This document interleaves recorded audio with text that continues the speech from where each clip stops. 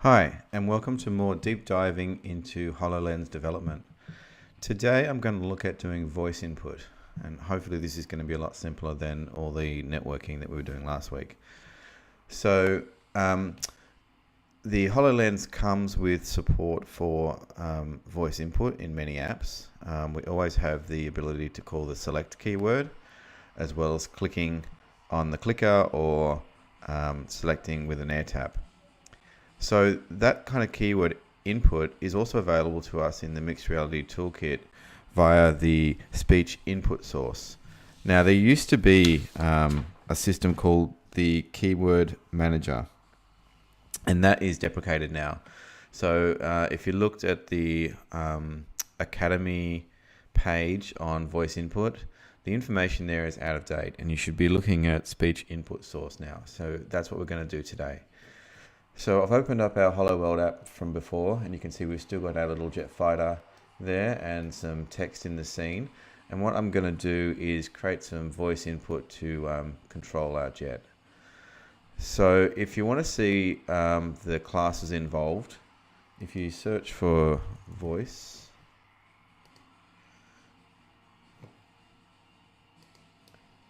so you come under Holo Toolkit, Input, Scripts, Voice. We've got 3 scripts there. The ones we're going to look at is the speech input source and the speech input handler. Now, to use the speech input source, it requires the input manager. So I'm going to drag in the input manager prefab into my scene because we haven't got one in this particular one. Now, the input manager is really there for gaze input. And you can use the speech input without having any gaze, and that's what I'm going to do today. But it still has this dependency on input manager, and input manager has this dependency on gaze manager. And it's probably the assumption that, you know, whenever you're doing speech input, you're more than likely going to be using the gaze management system so that you can actually look at a game object and give it a command. So even if you're not using that gaze-based input, you will need the input manager and its dependency on the gaze manager. So just drag in the input manager and don't worry about all these other settings components in there. Okay, so now the first thing we're going to do is put in the speech input source. Now the speech input source, I'm just going to throw it on our input manager. It can go anywhere.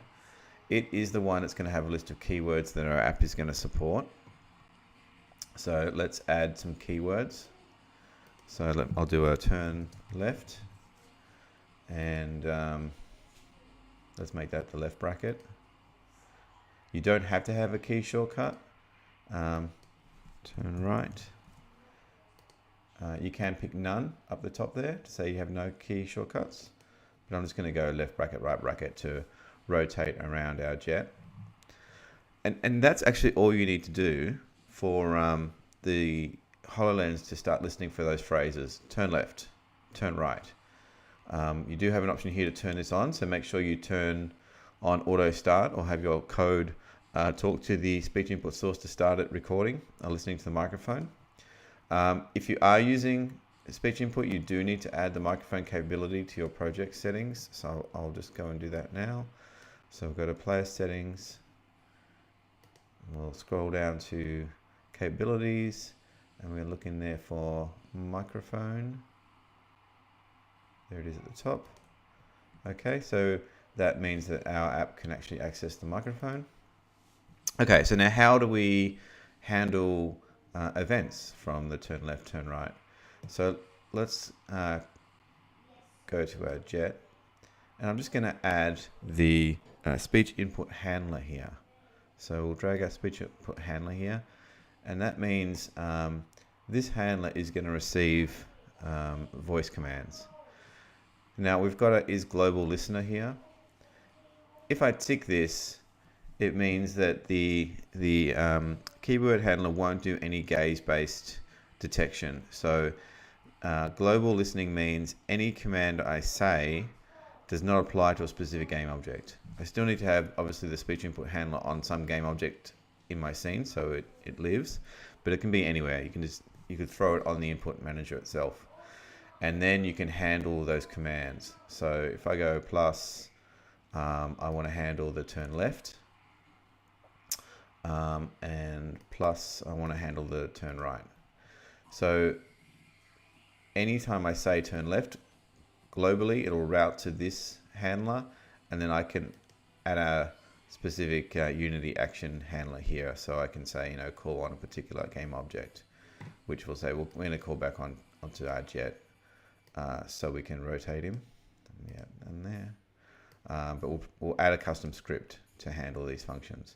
Now, if I didn't have is global listener selected, and I only wanted these commands to run when I'm actually looking at the jet, then all you need to do is add in a collider. So if I add in a mesh collider, now the gaze system will be detecting when it hits a collider, and then the current game object that it's currently looking at, it will only receive the voice commands. So that way you can have the same command operating on different game objects, and only that game object responds. So that's pretty cool that they build that in and make it really easy for us to target commands at specific game objects.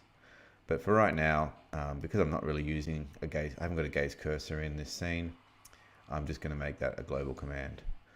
So let's make a script that is going to respond to these commands. So I'll just create a new script. I'll call it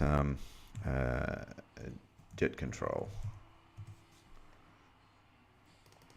So first let's just make sure that we actually receive those commands. So let's do a public void turn left, debug log turn left. Oops. Okay, and then we'll do a turn right as well.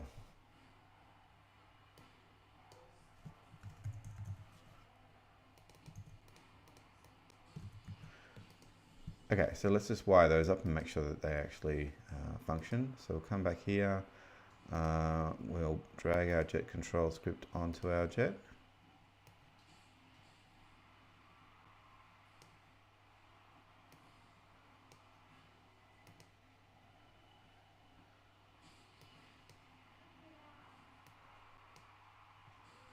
And so then when we say turn left, or use the keyboard shortcut, we want to call turn left. And when we do the same with turn right, we want to call turn right. So I'll save that. So let's run that.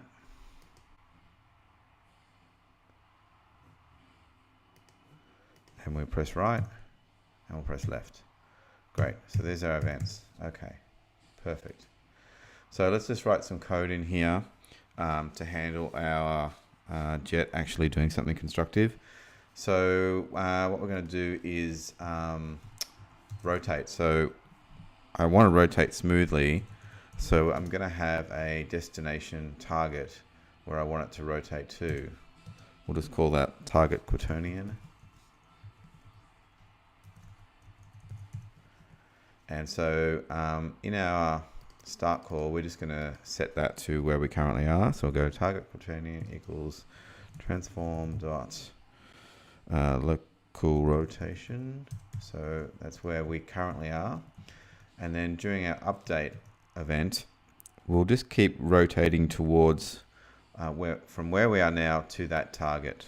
So we can use that rotate towards command. So we'll just go transform dot local rotation is going to equal quaternion rotate towards, and so we're going to rotate from where we currently are, which again is transform.local rotation, and our target destination we've just done up there is target quaternion. Now this command takes the max degrees delta that you want to move at any time. So let's create a variable for that, speed times time.delta time. Great. So we need that speed set up. So let's say it's make it so we can play with it a bit. So if that's the maximum degrees, let's say we don't want to move any more than 180 degrees per second. So there's our settings. So now we actually want to turn as well. So let's put in a amount we want to turn. So let's go public float rotation equals, and let's go in 90 degree jumps. So if I say turn right, it'll turn right 90 degrees and turn left 90 degrees. So if we're doing turn right, we want to actually set our target quaternion to be 90 degrees to the right. So we can set that. So target quaternion is going to equal, we're going to add 90 degrees to it. So we're going to add as a quaternion. So to add quaternion, you multiply. So target quaternion multiply is quaternion dot angle axis. We want to rotate around the y-axis, and we're going to rotate our rotation amount up there. So we're going to rotate rotation, and we're going to go around the y-axis, which is vector 3 dot up. Okay, if that makes sense.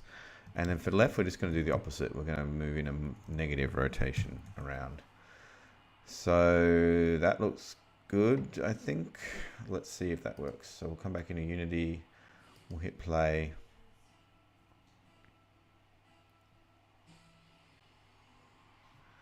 And I'll press the right button, right key press. Turns right 90 degrees, turns right 90 degrees. We go right around, and I'll press left. Great. Okay, so let's run that up on the HolloLens and see how that goes. So we'll go build settings, build, select folder.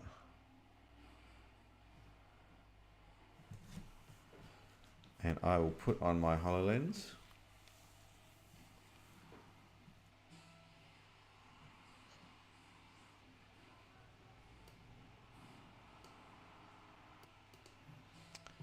Okay, and we're set for release.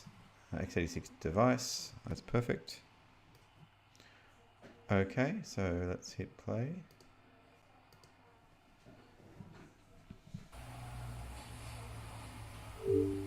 Okay, our app is launching. You can see the splash screen.